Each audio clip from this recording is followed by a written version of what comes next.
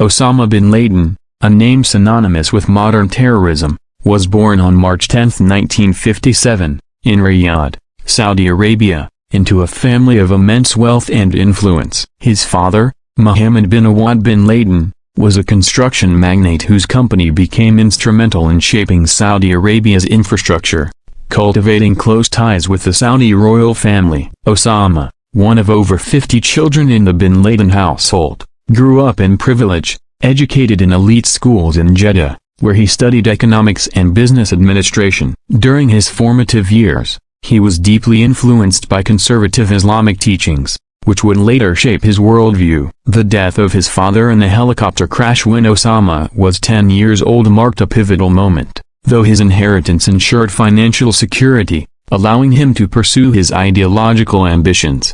The Soviet invasion of Afghanistan in 1979 became a catalyst for bin Laden's transformation. Motivated by a fervent belief in defending Muslim lands against foreign occupation, he traveled to Pakistan in the early 1980s, channeling his wealth and energy into supporting the Afghan Mujahideen. Backed by the United States, Saudi Arabia, and Pakistan, the Mujahideen's resistance was part of a broader Cold War proxy conflict. Bin Laden's role evolved from financier to active participant. He funded training camps, facilitated the arrival of Arab volunteers, and occasionally engaged in combat. This period solidified his reputation as a charismatic leader among Islamist militants. By the late 1980s, as the Soviet withdrawal loomed, bin Laden co-founded Al-Qaeda, the base, an organization initially intended to sustain global jihad beyond Afghanistan. Its ideology merged a strict Salafist interpretation of Islam with vehement opposition to Western influence, particularly U.S. military presence in Muslim countries.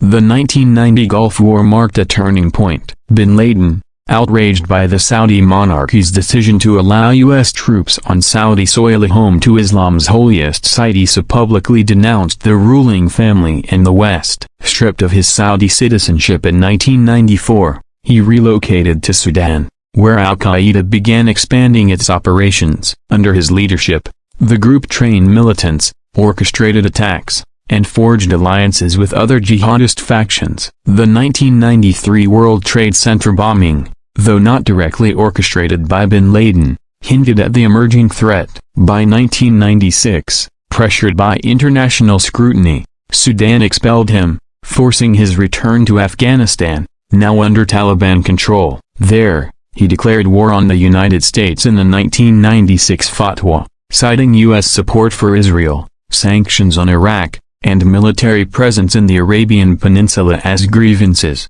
Al-Qaeda's global campaign of violence escalated. The 1998 U.S. embassy bombings in Kenya and Tanzania, killing over 200, demonstrated the group's reach. The USS Cole bombing in 2000 further underscored its capabilities. But it was the September 11, 2001, attacks that cemented bin Laden's infamy. 19 hijackers, orchestrated by Al-Qaeda, crashed planes into the World Trade Center, the Pentagon, and a field in Pennsylvania, killing nearly 3,000 people. The attacks triggered a seismic shift in global politics. The U.S.-led invasion of Afghanistan toppled the Taliban regime harboring Al-Qaeda, initiating a decades-long manhunt for bin Laden. Evading capture, he vanished into the rugged Afghanistan-Pakistan border region, relying on couriers and encrypted messages to maintain leadership.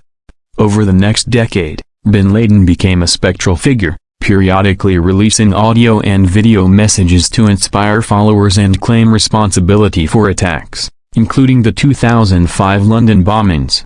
U.S. intelligence efforts, bolstered by enhanced surveillance and interrogation techniques, gradually closed in. A breakthrough came in 2010 when tracking a courier led to a fortified compound in Abbottabad, Pakistan. On May 2, 2011, U.S. Navy SEALs conducted a covert raid, killing bin Laden after a firefight. His burial at sea aimed to prevent his grave from becoming a martyr's shrine. Bin Laden's death did not eradicate Al-Qaeda, which splintered into regional affiliates, nor did it end the ideology he espoused. The U.S. war on terror expanded, reshaping global security frameworks, immigration policies, and civil liberties debates. Critics argue that military interventions in Afghanistan and Iraq, along with practices like extraordinary rendition and Guantanamo Bay, exacerbated anti-Western sentiment. Meanwhile, bin Laden's legacy persists in the evolution of jihadist movements,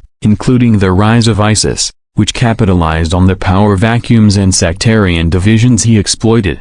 His life and actions remain a subject of intense analysis, a blend of religious zealotry, strategic calculation, and the unintended consequences of Cold War geopolitics. The Abbottabad raid, while a symbolic victory, underscored enduring challenges in combating asymmetrical threats. Bin Laden's narrative, from privileged heir to the world's most wanted man, reflects the complexities of modern conflict, where ideology, technology, and global interconnectedness create volatile landscapes. His death closed a chapter, but the story of transnational terrorism, shaped in part by his vision, continues to unfold.